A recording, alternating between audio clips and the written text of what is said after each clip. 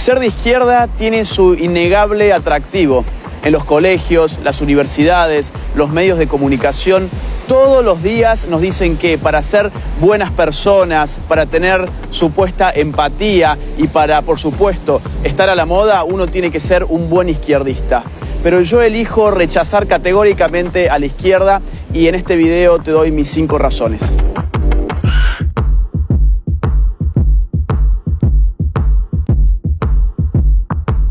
Razón número 1. La izquierda es la ideología más asesina de la historia. Izquierda y derecha son categorías políticas que nacen en el marco de la Revolución Francesa. Los jacobinos, la primer fuerza de izquierda, por así decirlo, del mundo occidental, fueron los primeros en establecer un gobierno de partido único, que a través del Comité de Salvación Pública asesinó a más de 35.000 personas por no adherir o por oponerse al régimen revolucionario a través de lo que se llamó el terror. Pero el siglo XX vería llegar al poder a la izquierda socialista a través del movimiento comunista bolchevique, de tipo marxista-leninista y maoísta. Entre 1917 y 1991, estos llevaron adelante las matanzas más cruentas de nuestra historia moderna.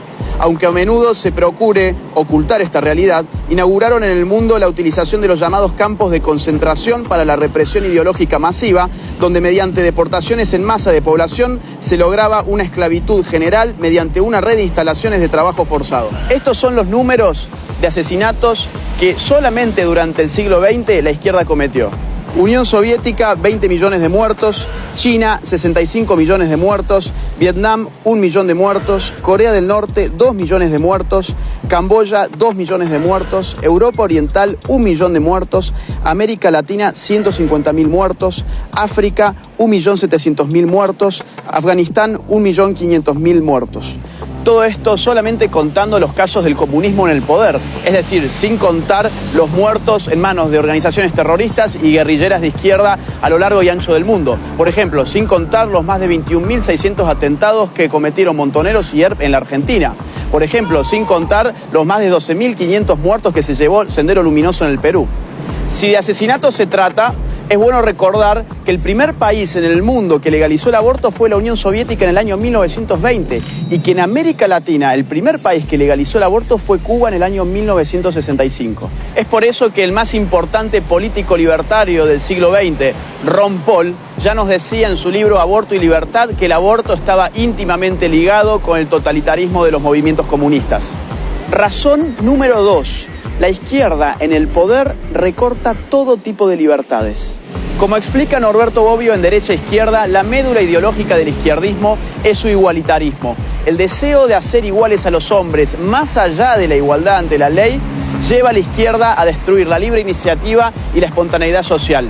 Además, el Estado reclama cada vez más poder porque siempre se necesita más poder para lograr la ansiada igualdad. Asimismo, dado que para ser iguales a los distintos hay que tratar a las personas necesariamente de manera desigual, la izquierda termina también estropeando la igualdad ante la ley. Veamos, por ejemplo, el ranking 2018 de la Heritage Foundation, que indexa a los países según su nivel de libertad económica, midiendo cantidad de impuestos, de subsidios, de regulaciones, de tramitaciones, etc. En este ranking, que escruta 180 países, los últimos 3 puestos se los lleva Corea del Norte, Cuba, Venezuela. La Bolivia de Evo Morales figura en el triste puesto número 173. Pero la izquierda no solamente aplasta la libertad económica, lo mismo hace con el resto de libertades. Por ejemplo, la libertad de prensa. El ranking 2018 de Reporteros Sin Fronteras, que mide precisamente la libertad de prensa en el mundo, tiene en sus últimos 3 lugares a Corea del Norte, China y Cuba. No olvidemos al mismo tiempo que, por ejemplo, en Venezuela entre el año 2011 y 2018, más de 3.200 ataques a la libertad de expresión han tenido lugar. Razón número 3. La izquierda destruye la economía y el consumo. 3 grandes economistas y sociólogos, Ludwig von Mises, Max Weber y Boris Gruskus, demostraron a principios del siglo XX que bajo el socialismo la contabilidad es imposible, porque la información requerida, que es provista por el sistema de precios, queda destruida. Hay 2 tipos de casos. O bien la información no existe, como los llamados comunismos de guerra, porque lo que no existe es el dinero queda prohibido y la producción y la distribución quedan organizadas por un aparato de tipo militar, O bien la información no se genera correctamente, porque si bien las empresas utilizan dinero, lo que ellas ganan ya no depende de la demanda de los consumidores ni de la oferta en el marco de una libre competencia. Este segundo tipo, el llamado socialismo real, es el más conocido caso de economías estatizadas por la izquierda. En este caso, las empresas públicas son premiadas monetariamente a partir del cumplimiento de arbitrarias metas de producción establecidas por el propio Estado. Es sabido, por ejemplo, que la Unión Soviética terminó informándose sobre cuánto costaban ciertas cosas a través de catálogos de precios provenientes de los Estados Unidos, ya que el Estado apenas podía lograr regular unos pocos precios que igualmente no reflejaban ni la producción real de los productos ni su necesidad. Esto llevó siempre a estos regímenes a la institución de la cola, para que la gente pudiera conseguir escasos bienes de consumo que finalmente debían ser racionados para que alcanzaran para todos. Así como también se daba el abandono de tiradas enteras de producción sin nunca ser consumidas, o que fuera más fácil para un campesino almacenar tractores rotos que comprar las refacciones. Pero por otra parte, en su ansiedad por igualar, la izquierda termina arrasando con los incentivos económicos que llevan precisamente a los hombres a producir. Esto es muy fácil de entender. Supongamos que Juan gana 10 y Pedro gana 6. Lo que la izquierda dice es, hay que quitarle 2 a Juan para igualarlo respecto de Pedro. El problema es que seguidamente Juan, que ganaba 10, ya no va a tener más incentivos para continuar ganando 10, sino que su productividad va a caer a 8. Y así sucesivamente la torta se va haciendo siempre cada vez más pequeña. Si a la redistribución compulsiva le sumamos un Estado que va avasallando los derechos de propiedad, que afecta a la iniciativa privada, que engrosa cada vez más el sistema público y aumenta sus regulaciones, tal como siempre ocurre en los regímenes de izquierda, lo que veremos afectarse en definitiva y de forma indefectible es la economía. Razón número 4. La izquierda destruye la calidad de vida. Este punto está íntimamente ligado al otro y los datos y los números están a la vista de todos. Por ejemplo, Ucrania. Stalin, entre el año 1932 y 1933, provocó una histórica hambruna en ese país, en la cual murieron de hambre más de 4 millones de personas y para el año 1934 el índice de natalidad había bajado hasta un 40%. Miremos si no el caso chino. Con el régimen totalitario implementado por Mao Zedong, la tasa de pobreza era de un 80%, pero con las reformas de mercado del año 1978 por Deng Xiaoping, ese número empezó a decaer y terminó siendo del 10%. Esto significa que, dejando atrás el socialismo a partir de las reformas de mercado, China logró sacar de la pobreza a más de 500 millones de personas. Veamos también lo que sucedió en Cuba.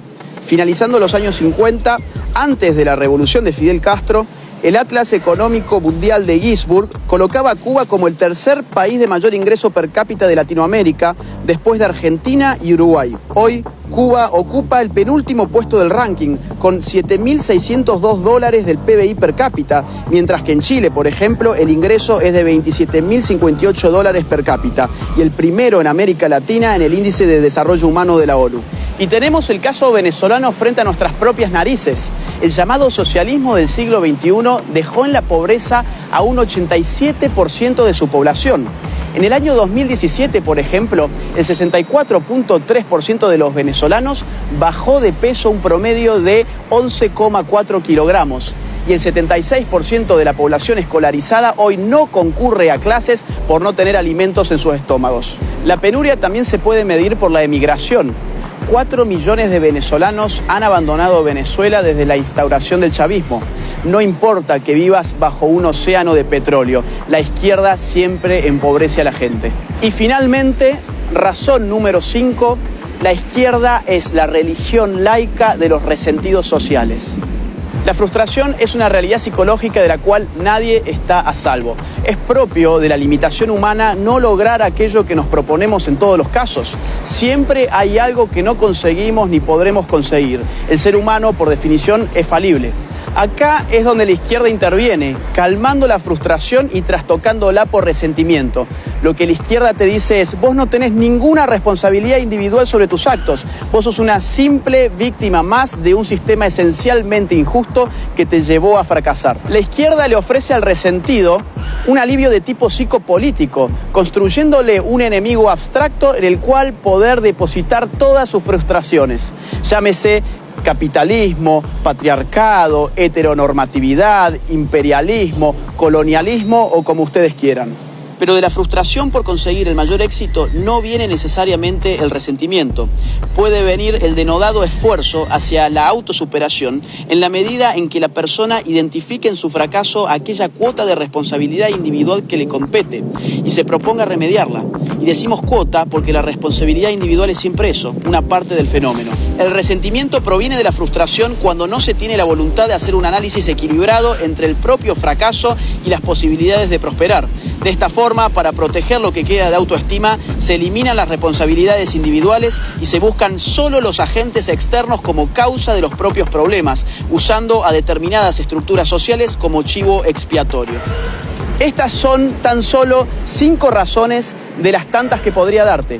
Si vos tampoco te considerás de izquierda, te invito a que levantes tu voz, a que no tengas miedo. Este es el momento de hablar contra ideologías perniciosas que se nos venden como modas y que no son otra cosa que una pieza más del establishment.